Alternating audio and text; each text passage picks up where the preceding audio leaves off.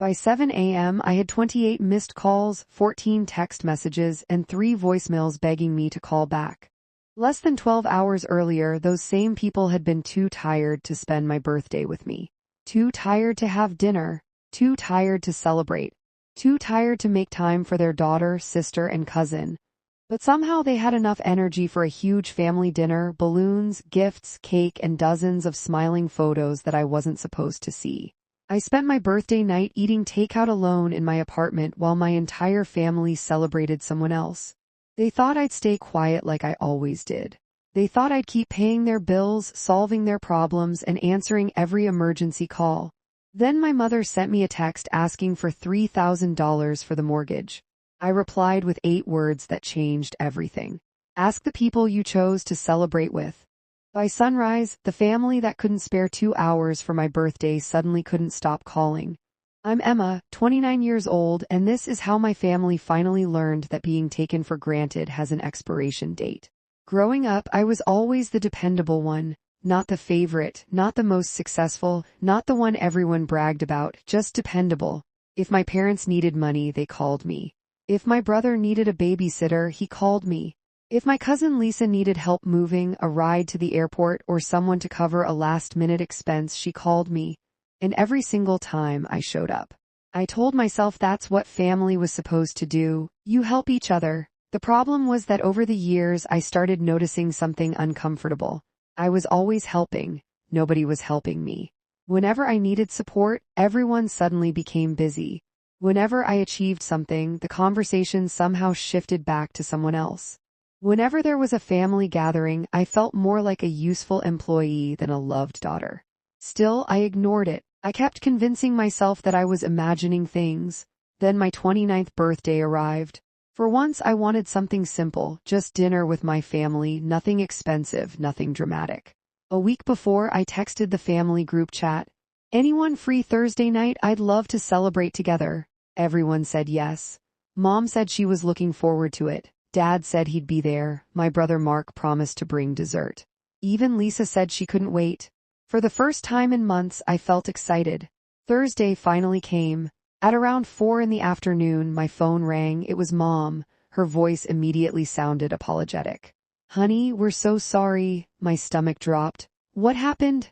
Everyone's exhausted. Your father had a rough week. Mark's been working overtime. We're all just really tired.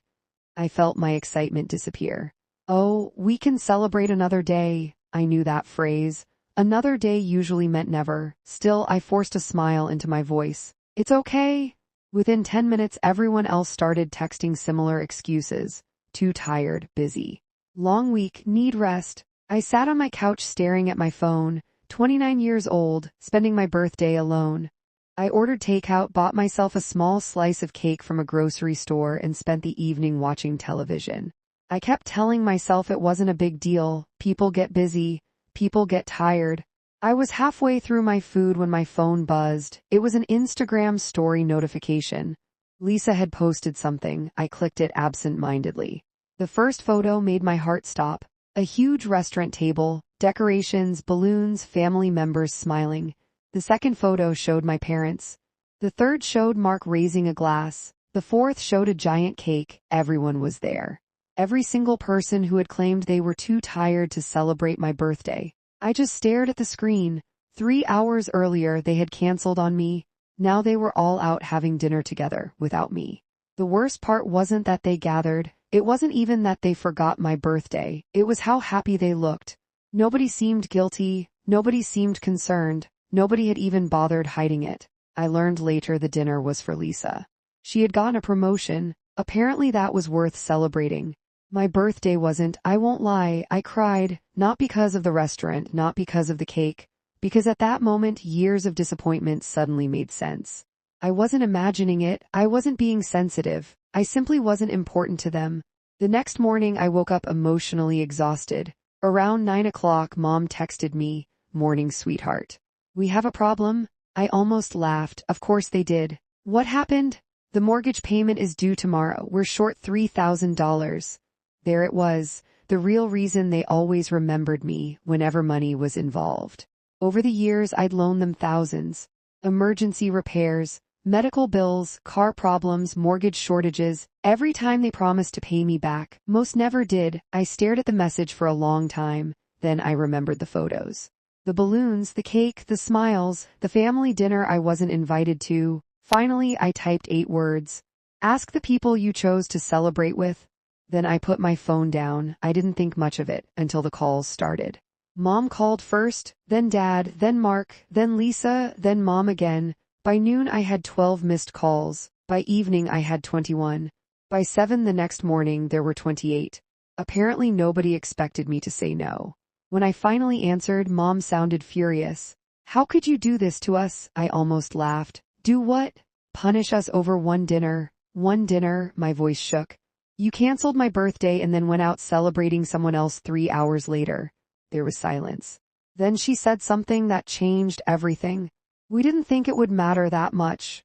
I genuinely couldn't believe it. My own mother had just admitted that my feelings never even entered the equation. I mattered so little that excluding me seemed harmless. That was the moment something inside me snapped. Not angrily, quietly, permanently. I stopped being the family safety net. No more emergency loans, no more free babysitting. No more solving everyone's problems, no more dropping everything whenever they called. For the first time in my life, I chose myself. The backlash was immediate. They called me selfish, petty, immature, dramatic, but something funny happened. The longer I stayed firm, the quieter they became, because eventually they realized I wasn't bluffing. A few months later, Mom called again. This time her voice sounded different. Smaller. She apologized, not for the mortgage. Not for the money, for my birthday. She admitted they had taken me for granted, that they always assumed I'd forgive everything. And honestly, the apology didn't magically fix our relationship, but it did teach me something important. People will value you exactly as much as you allow them to. For years, I taught my family that my love, time, money, and effort would always be available no matter how they treated me. The moment I stopped teaching that lesson, everything changed. So yes, by 7 a.m. I had 28 missed calls. But for the first time in my life, I didn't feel guilty ignoring them. Because sometimes the strongest thing you can do isn't getting revenge. It's refusing to be someone's backup plan ever again.